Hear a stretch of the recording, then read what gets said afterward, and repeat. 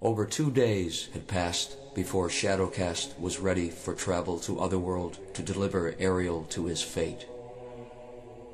His journey through Otherworld was marked by what could pass for cheers if they weren't shouted from the mouths of utterly inhuman shapes and forms. Upon his arrival, he instructed the guards to take him straight to Ariel. Once there, he announced with great satisfaction that he would personally supervise Ariel's execution in a matter of hours. Nearby, Chalice loudly voiced his objection to this treatment of his newly met hero and was rewarded by kicks and punches until he could no longer speak. Ariel's heart sank. Had he misjudged Chalice and entrusted his people's future to a reckless youth? Ariel's mind wandered to his own younger days. He too had been restless and foolhardy, but in time had outgrown these traits and become the adored leader of Blessing. He wondered if Chalice had yet experienced love. Ariel himself had turned his back on the beautiful and innocent Annika. She was his intended from birth, but he couldn't let love for this saintly child cloud his duties to Blessing and the book. 1 hour remained in the wait for restoration. Ariel's hopes were soaring. Surely Shadowcast would fail once again. But as that thought surfaced, so did Evilside's dark leader. Ariel was led away with head held high. But as he passed Chalice, he gave just the slightest nod, a gesture that wasn't lost on the youth. Ariel was then taken to the assimilation chamber and strapped to the cross-like structure in the middle of the room. Seconds were all that stood in the way of resurrection or destruction. Shadowcast walked to Ariel, presumably to gloat one last time to his old nemesis. Ariel welcomed the time that would be wasted, but at the last moment, Shadowcast seemed to reconsider and raised his arm in signal for the end to begin. The arm dropped, and with crackle and hiss, Ariel was no more. Shadowcast and his minions erupted with joy, never again to be slaves, now to be masters. Chalice heard the cheering and knew that Ariel had passed without time to summon the spell. Now only he could influence the future. He heard the rattling of armor and realized they were coming for him.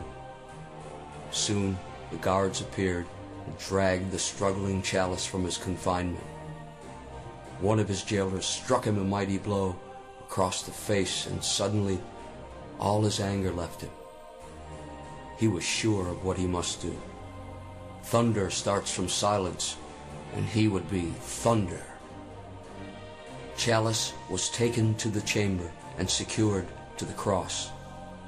Shadowcast approached him and asked if he had any last thing to say before assimilation. Chalice smiled and said he did.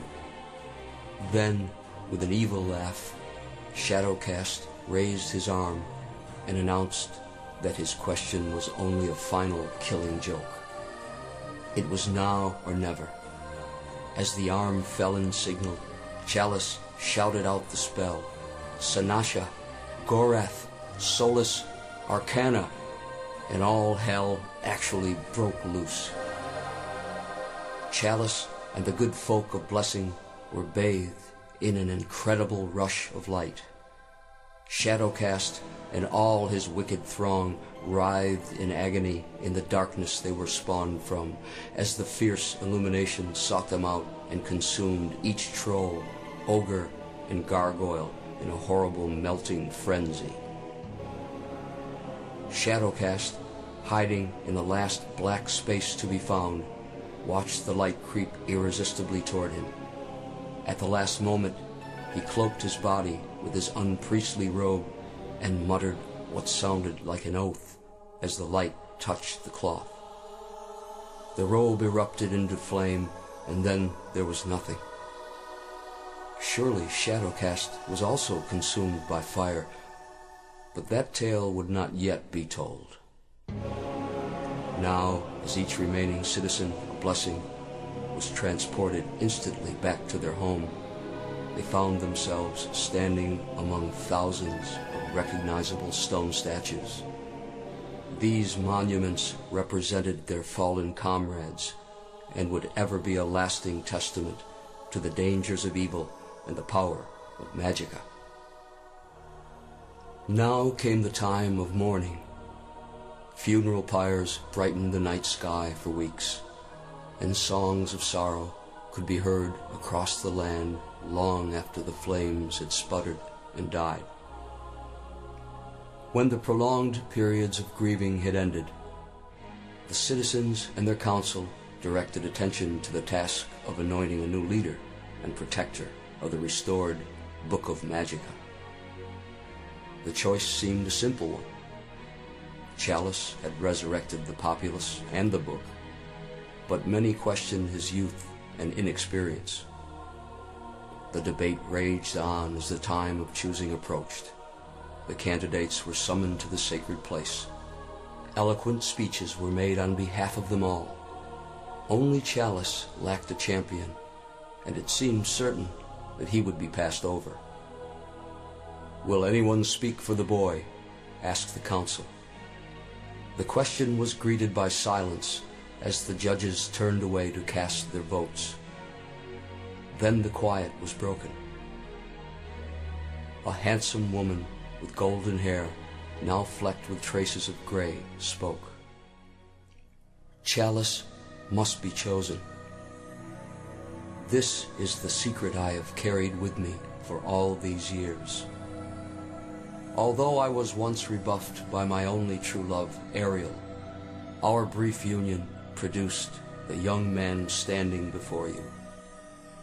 Ariel was never to know that he had sired this free spirit, but he will live on through his son's achievements, if you now find him worthy."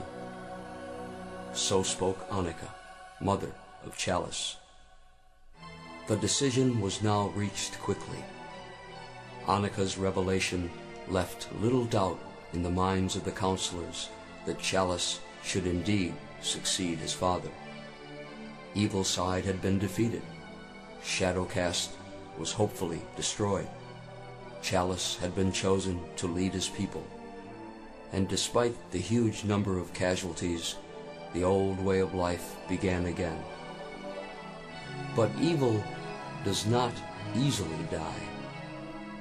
Shadowcast did indeed survive and persist in his attempts to challenge and conquer Blessing.